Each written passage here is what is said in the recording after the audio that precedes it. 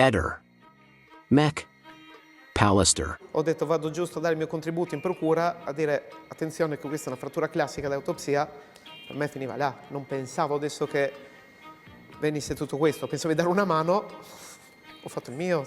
Allora il GIP ha usato un termine che ci ha abbastanza feriti, fra virgolette, giuridicamente parlando, che è il termine ultroneo. Cioè la nostra richiesta di perizia è ultronea. E con la stessa ordinanza, bada bene, che lo stesso GIP accoglie la richiesta di incidente probatorio della Procura della Repubblica titolare delle indagini, con cui tra le altre cose dispone finanche l'accertamento sui coltelli sequestrati a distanza di 3 anni. Noi ne abbiamo parlato a lungo, stiamo valutando l'ipotesi ovviamente di impugnare con gli strumenti giuridici che abbiamo, di protestare in qualche modo, giuridicamente parlando, nelle opportune sedi, ma ne abbiamo parlato a lungo e abbiamo detto ma come, insomma, è un caso che ha un'importanza mediatica, ma non solo mediatica, perché poi si ripercuote tutto su di lui. È lui è Sebastiano che è accusato dell'omicidio della moglie, ok? Quindi tutto questo per noi è il sentore di quello che sarà in futuro un errore giudiziario. Cioè, che cosa ci insegna il caso Garlasco? Cosa può darci? Fategli tutti gli accertamenti, in questa fase però, non a distanza di 18 anni, 20 anni dopo. Sì, Sebastiano ha un'età che francamente mi preoccupa. Quello che noi continueremo a fare, quello che facciamo è insistere a che tutti gli accertamenti vengano fatti, ma non nella direzione di imputare a Sebastiano una responsabilità. Cioè la procura, nel momento in cui lo iscrive, fa 2 cose nell'immediatezza. Sente una testimone volta a raccontare la violenza di Sebastiano, chiede l'incidente probatorio di Sterpin, volta a costruire il movente. Ma perché, ci chiediamo? Non sentono il preparatore anatomico, non fanno una consulenza radiologica. La T2, cioè facciamoli quegli accertamenti. Noi insisteremo a costo di fare una richiesta di incidente probatorio al mese, insomma, voglio dire.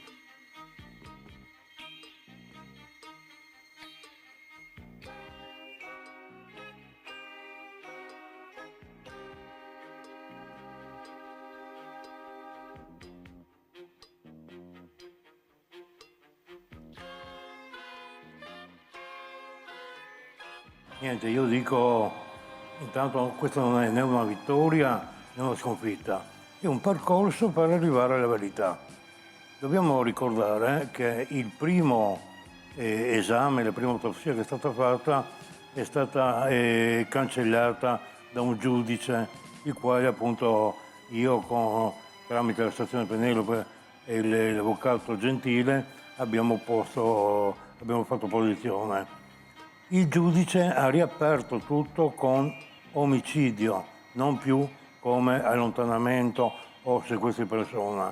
E in più ha richiesto 25 punti che dovevano essere appunto indagati. Il primo era quello dell'eventuale riesumazione del cadavere e l'autopsia, che è stata fatta grazie appunto a un ordine del giudice che ha nominato la professoressa Cattaneo a capo di un pool di periti forensi, con anche i periti da parte mia e dalla parte dei Visintin, e hanno fatto questi accertamenti durati 1 anno, nei quali appunto dopo ha scritto i risultati che davano tutto il contrario di quello che è stato detto nella prima autopsia, cioè che era un omicidio e anche dovuto per mano di terzi dopo un pestaggio. Bisogna ricordare tra l'altro che il medico anche di parte di Visintin,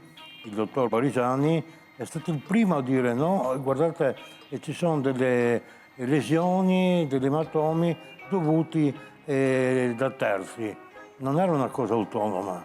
Praticamente allora la prima anche loro si sono opposti all'archiviazione, non andava bene il suicidio. Adesso che è stato fatto tutto nuovamente con la professoressa Cattaneo non va bene neanche l'omicidio, in più è arrivato sto tipo della vertebra che ha detto ho fatto io, invece è stato riscontrato già da un giudice, non da un medico. Un giudice appunto ha detto no, abbiamo letto e abbiamo sentito la dichiarazione del professoressa Cattaneo e abbiamo sentito che era già presente quella frattura negli attacchi prima. Mi chiedo, tutto strano, che prima va bene, non va bene, dopo non va bene nuovamente. Cosa va bene? Non lo so. Sebastiano, questa volta sembra che ti abbiano preso. Come stai vivendo questo fantastico momento? Sbigottito, veramente di fronte a determinate accuse e essere accusato di essere l'assassino di Liliana, veramente io sono rimasto veramente devastato. Questa è la mia parola, Paolo. Cioè veramente ho passato dei giorni veramente duri e difficili. La mattina del 14, per caso, hai incontrato Liliana o almeno 3-4 dei suoi sosia? Assolutamente no, Ma sei almeno il mandante se non sei proprio il killer? assolutamente no. Guarda, io posso dirti che in quel giorno lì, quando sono rientrato a casa, io ho trovato solo i telefoni, che poi la fede, i documenti, tutte le cose sono state trovate nei giorni successivi dagli agenti della questura, che sono venute più volte a controllare la casa. Perciò per me quel giorno non è scattato un allarme, perché può capitare, anch'io tante volte mi dimentico i telefoni, però ho visto i telefoni di Liliana, perciò non mi sono allarmato. Ecco. Se tu avessi trovato la letterina di addio di Liliana, che cosa avresti fatto? L'avresti nascosta? Ti dico sinceramente, se avessi trovato, io avrei chiamato la polizia immediatamente, anche perché più veloce si riesce a trovare dov'è Liliana, avrebbe potuto anche salvarla. Per me è questo il mio pensiero. Io in tutto questo contesto non riconosco Liliana, tutte queste cose che sono state dette dai vari personaggi qua e là. Cioè per me mi sembra quasi un'altra persona, capisci? Questo è. E perciò oggi come oggi questa immagine di Liliana dentro di me può essere solo questi 32 anni passati assieme, questi viaggi, queste nostre storie, queste cose che abbiamo vissuto. Tutto il resto sarà nel futuro qualcuno che, come si dice, ai posteri lauda sentenza. Insomma, alla fine come potrebbe essere morta Liliana? Se lo sapessi, secondo me non lo sa nessuno, assolutamente non lo sa nessuno. Io non ho la minima idea cosa può essere successo a Liliana. Guarda, io di questo ne ho parlato anche con gli inquirenti quando venivano da me e io ho detto, guardate, loro mi dicevano, ha lasciato i documenti, i telefoni, la fede, tutte le varie cose, è uscita di casa. Cioè, per loro era un suicidio e per me non avevo altre soluzioni di pensare. Cosa potevo pensare? Praticamente tu le hai strappato la borsa? Ma mi fai domande un po' così. Allora, no. Cioè io non sopporto le domande che vengono un po' inventate per provocare.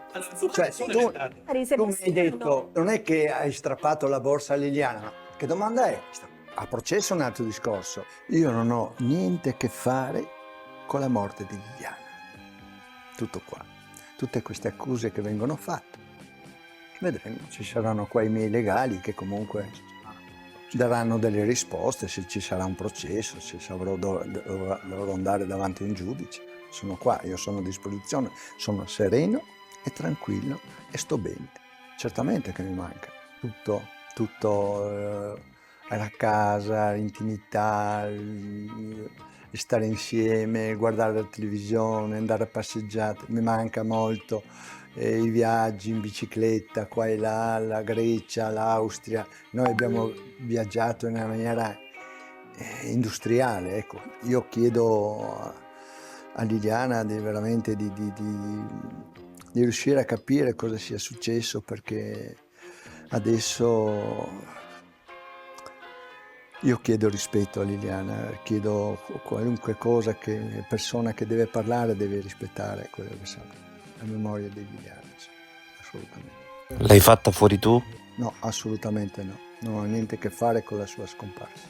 Sebastiano tutto sommato non sempre ha avuto rispetto per Liliana, ma Sterpin ha avuto anche lui delle uscite infelici e non parliamo stavolta della sosia. Anche Sterpina appunto non ha avuto rispetto di mia sorella, difatti mi sono più volte e ho ribadito a lui questo e lui si è scusato e mi disse no, ma io ho fatto perché volevo proprio, ho agito così per dimostrare che era la verità e per dar contro al marito. Vabbè, io gli ho creduto al momento, niente da dire, dopo spero sia calmato, ecco. Invece chi che invoca rispetto, che è Sebastiano, lui non ha mai avuto rispetto, perché in questi 3 anni lui non ha fatto altro che denigrarla. Ha parlato, ha costruito bugie che non esistono, non c'era nessuno che gli diceva il contrario. Si è persino permesso di parlare dei miei genitori. Non so se avete sentito, vabbè, in ogni caso non credo che lui appunto possa chiedere rispetto.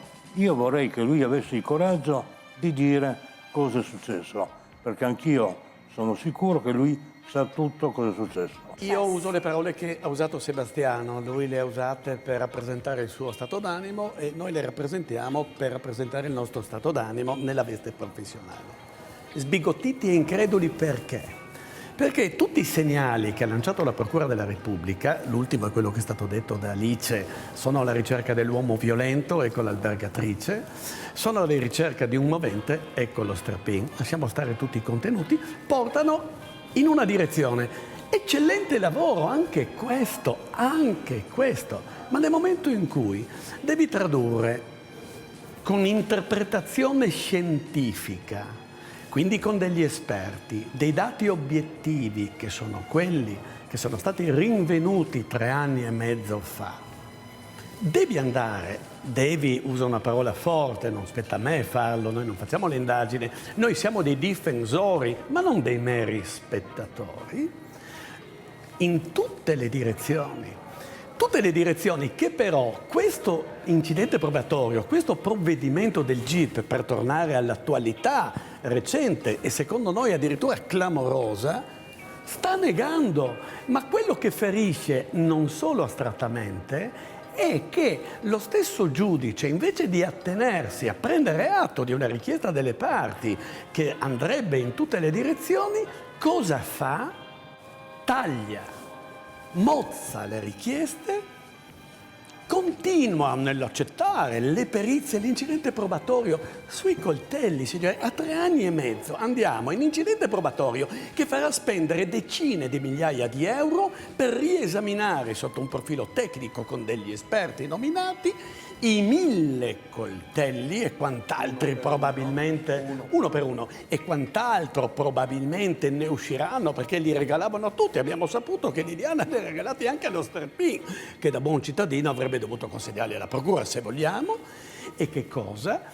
Nella direzione quindi di riesaminare tutti i reperti passati, badate bene, che sono stati già esaminati dal gabinetto della Polizia Scientifica di Milano, i reperti passati, più le ultime novità emerse dal suggerimento Cattaneo. Ma la cosa eclatante, credetemi, anche sotto un profilo proprio di normalità interpretazione di come stanno andando le cose, è che negano la perizia medico-legale che la stessa procura aveva chiesto nella sua consulenza. Apro e chiudo una parentesi. La procura chiede una consulenza su medico-legale, biologica, merceologica, botanica, incidente probatorio riserva. Chiediamo tutto con l'incidente probatorio. La Procura della Repubblica richiede l'incidente probatorio e lascia per strada la perizia medico-legale. Perché?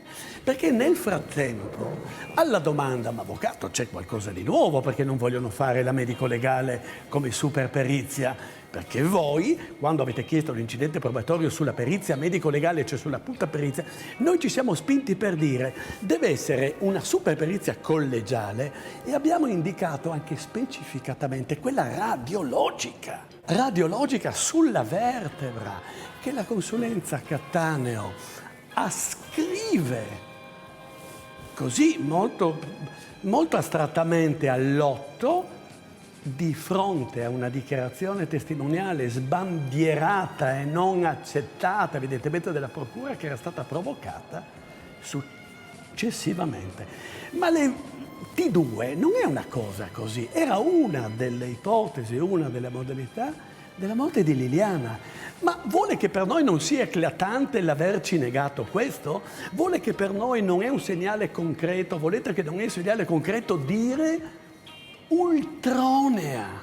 L'accertamento tecnico sul riesame dei tempi della morte, del luogo, del reperimento e delle modalità è ultronea? Io ho visto anche incredibile. Ci sono stati molti sbagli e rallentamenti anche all'inizio a causa del periodo, che purtroppo mancava personale, c'erano le feste natalizie, c'era il periodo del Covid, tante cose, però alla fine dopo lo stesso l'indagine è andata avanti. Difatti anche questa nuova procura, questi nuovi inquirenti hanno indagato anche su quello che aveva già fatto prima. E cosa fanno adesso? Non hanno fatto altro che specificare dei punti, e io mi auguro appunto che vadano avanti, che sono veramente, non dico soddisfatto, sono entusiasta di come lavorano. Ehi, non dimenticare di iscriverti a questo canale.